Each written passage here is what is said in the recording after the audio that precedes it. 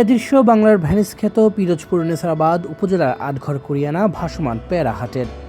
প্রতি বছর পেয়ারার মৌসুমে কোটি কোটি টাকার অর্থনীতি সমৃদ্ধ হচ্ছে ছোট ছোট ডিঙি নৌকায়। সূর্যের আলো বাড়ার সাথে সাথেই উপজেলার আটঘর কুরিয়ানা, আদমকাঠি, জিন্দাকাঠি সহ বেশ কয়েকটি গ্রামের খালের বুক চিরে ছোট ছোট নৌকা পেয়ারা ভরে আড়তে নিয়ে আসে চাষিরা। এখানকার পেয়ারা আকারে বড় আর সুস্বাদু হওয়ায় ঢাকা, চট্টগ্রাম, খুলনা সহ বিভিন্ন অঞ্চলে এর ব্যাপক চাহিদা রয়েছে। স্থানীয় পেয়ারা চাষি ও ব্যবসায়ী জানান, হাট থেকে প্রতিদিন শত শত মন পেয়ারা চলে যাচ্ছে ঢাকা, চট্টগ্রাম, খুলনা ও বরিশাল সহ দেশের নানা প্রান্তিক বাজারে। প্রতি মন পেয়ারা বিক্রি হচ্ছে ৬০০ টাকা থেকে ৮০০ টাকা পর্যন্ত। এছাড়াও পেয়ারার অর্থনীতি আরও বেশি গতি বাড়াতে একটি পেয়ারার জেলি কারখানা ও একটি কোল্ড স্টোরেজ নির্মাণের দাবি স্থানীয় চাষি ও ব্যবসায়ীদের, যা পেয়ারার গুণগত মান ঠিক রাখবে এবং চাষিদের পেয়ারার সঠিক দাম পেতে সাহায্য করবে।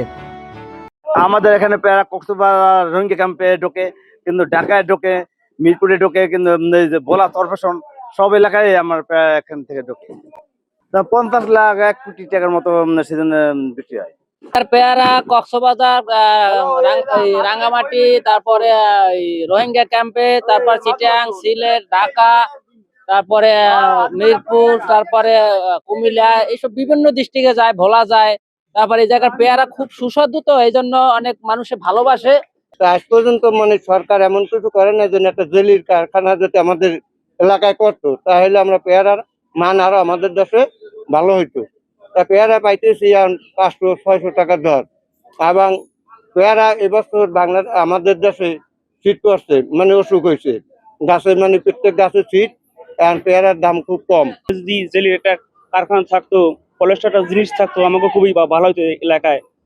আমাকে এটা নাই, আমরা সরকারের কাছে একটা আবেদন করি, আমাকে একটা জেলি কারখানা, একটা পলেস্টারের কারখানা যদি সরকার করে, এটা আমরা খুশি হবো। আমরা কেবল ব্যবসা বাণিজ্যই নয়, দক্ষিণাঞ্চলের এই ভাসমান হাটের নান্দনিক সৌন্দর্য উপভোগ করতে পেয়ারার মৌসুমে ঢল নামে পর্যটকদের। দেশি বিদেশি দর্শনার্থীদের পদচারণায় পুরো এলাকা রূপ নেয় উৎসবের নগরীতে। ভাসমান এই হাটকে কেন্দ্র করে স্থানীয়ভাবে গড়ে উঠেছে বিভিন্ন পার্ক ও বিনোদন কেন্দ্র। তবে পর্যটকদের নিরাপত্তা, উন্নত মানের গেস্ট হাউস, রেস্টুরেন্ট সহ বিভিন্ন সমস্যার দিকে নজর বাড়ানোর কথা বলছেন পর্যটকরা। প্রতি বছরই এখানে আসি, আর হলো যে এখানে দেখার মতো অনেক সৌন্দর্যের বিষয় হলো পেয়ারা বাগানটা। পেয়ারা বাগানে আমরা উদ্দেশ্য করে প্রতি বছরই আসি বন্ধুরা মিলে, কিন্তু এখানে রাখার মতো, গাড়ি রাখার মতো কোনো ব্যবস্থা নাই। সরকার যদি এ বিষয়ে কোনো ব্যবস্থা নিত তাহলে হয়তো বা আর পর্যটক বাড়তো। দূর দূরান্ত থেকে অনেক লোক আসে, শুধু যে পিরোজপুরের লোক আমরা আসি সেটা তো না, এখানে দূর দূরান্ত থেকে লোক আসে, কিন্তু তাদের জন্য ভালো কোনো রেস্ট হাউস নাই, থাকার মতো কোনো ব্যবস্থাও নাই। ঠিক আছে, এজন্য এখানে অনেক পর্যটক কম হয়, কিন্তু এই ধরনের যদি কোনো উন্নত কিছু করে তাহলে হয়তো এখানে আরো পর্যটক বাড়বে। কৃষি সম্প্রসারণ অধিদপ্তরের উপপরিচালক সৌমিত্র সরকার বলেন, নেছারাবাদে জেলার সবচেয়ে বেশি পেয়ারা চাষ হয়। কৃষকদের জন্য একটি মিনি কোল্ড স্টোরেজ নির্মাণ করা গেলে তারা মৌসুমে পেয়ারা সংরক্ষণ করে সুবিধাজনক সময়ে বিক্রি করতে পারবেন। পাশাপাশি কৃষি বিভাগ উৎপাদন বৃদ্ধি ও আধুনিক চাষাবাদে কৃষকদের সব ধরনের পরামর্শ ও প্রযুক্তিগত সহায়তা দিয়ে যাচ্ছে। কৃষকদেরকে বিশেষ করে মিনি কোল্ড স্টোরেজের ব্যবস্থা যদি করা হয়, তাহলে এই পেয়ারার সিজন থেকে যে পেয়ারা উৎপাদিত হয়, এই উৎপাদিত পেয়ারা সংরক্ষণ করে রাখতে পারলে কৃষকগণ ন্যায্য বাজার মূল্যটা পাবে।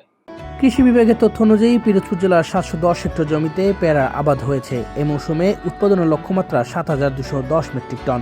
প্রতি বছর আটঘর কুরিয়ানার ঐতিহ্যবাহী ভাসমান পেয়ারার হাটে 20 কোটি টাকারও বেশি পেয়ারা কেনাবেচা হয়, যা জেলার কৃষিভিত্তিক অর্থনীতিতে গুরুত্বপূর্ণ অবদান রাখছে।